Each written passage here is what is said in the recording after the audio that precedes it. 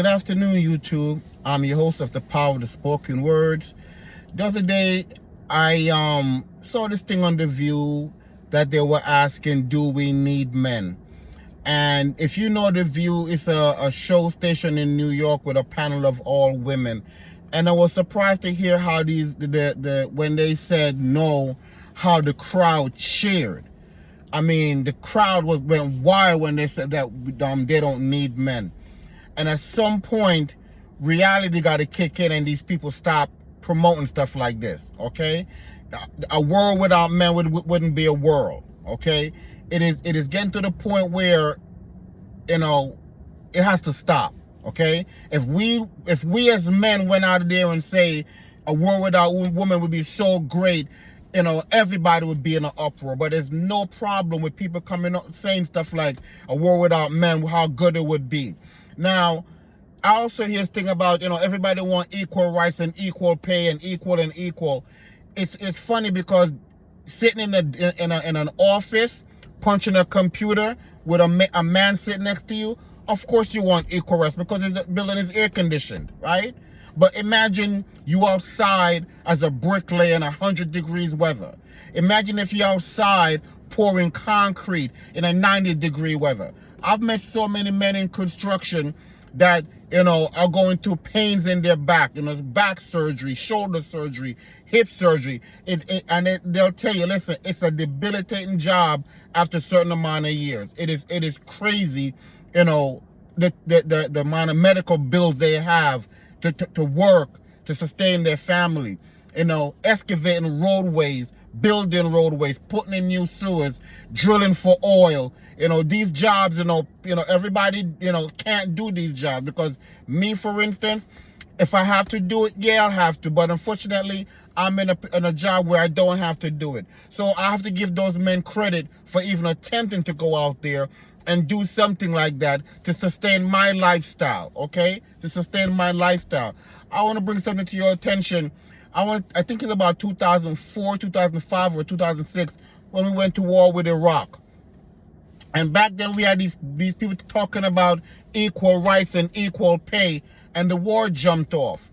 And during the war, they captured some soldiers, and two of the soldiers they captured were women. One of the female soldier name was Shoshana Johnson. I don't remember what the white girl name is, don't care. But when they captured them, the look on these two women's face, okay, brought the country to a halt because we thought that they were going to execute them, okay? Thank God they didn't execute them, but us to see the living fear in their faces. So they came back home, because the Taliban told them, listen, we're not animals, we don't kill women.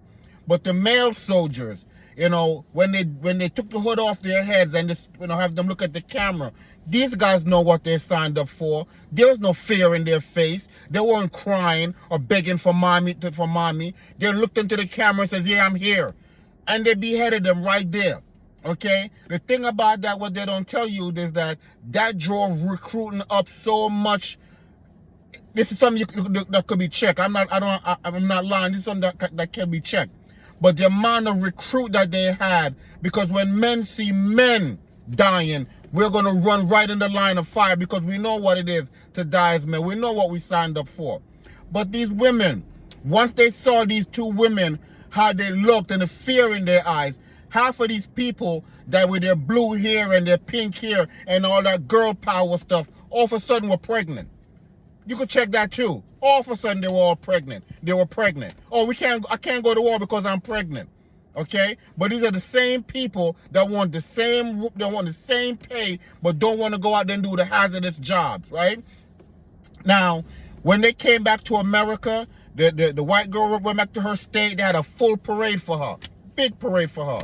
The black woman, Shoshana Johnson, came back to poverty. Poverty, right? Hillary Clinton, when she was running for president, brought her out on stage to flaunt her, to show, because they wanted the women vote, flaunt her. I guarantee you, after Hillary Clinton lost, this woman went back to what she was. Nothing, had nothing. She's not running any Fortune 500 business because she went to war for this country. She went back to what she was, right?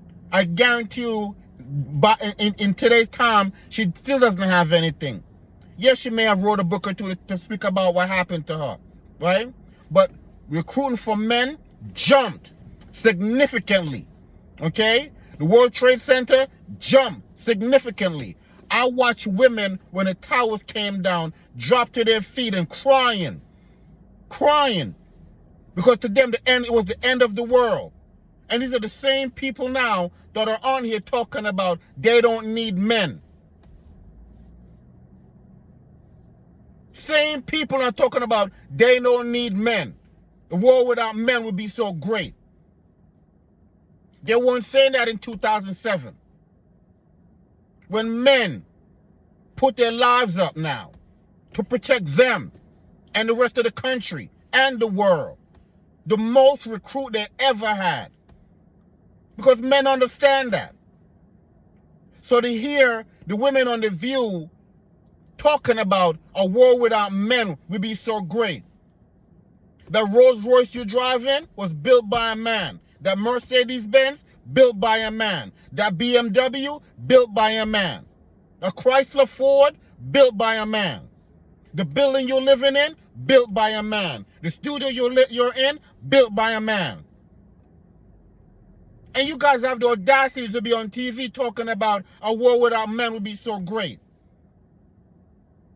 And society's accepting this. Nobody's telling them, hold on, time out. Time out. Enough. I know Channel 7 is run by Disney. Fantasyland. Where women are talking about they'd rather have a bear than a man protecting them. Because Disney make a bear able to talk. In Fantasyland. That they'd rather see a bear than a man. Do you know how many statistics they have out there where they ask women, could you do better without a man? They're talking about, yeah, we could do better. And then they ask the same question to men. You know, do you think you need women? Yeah, we need women. Because we understand what this is. God made Adam and see how Adam looked and created Eve for him. And this is the repayment we get? Talking about y'all don't need us? If we stop working for one day, logistically, this country is shut down. Because we're driving the trucks to bring your food to the supermarket. Yeah, you have 12 or 13 women driving the truck. 99.9% of the truck drivers are men.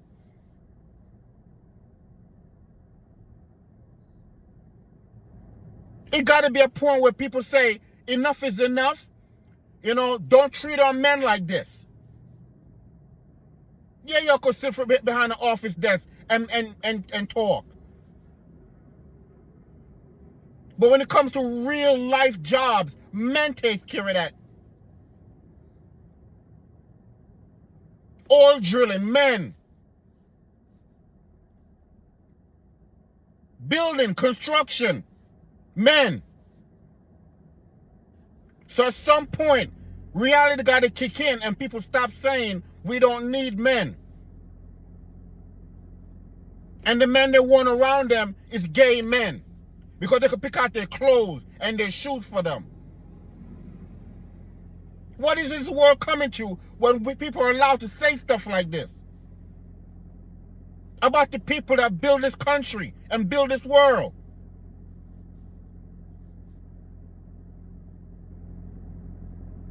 YouTube, thank you for allowing me to vent. But at some point, we got to understand that this is not right.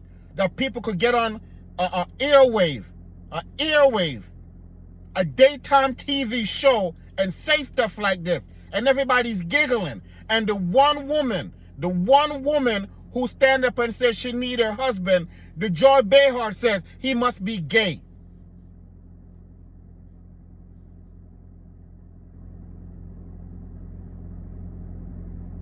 It ain't funny no more.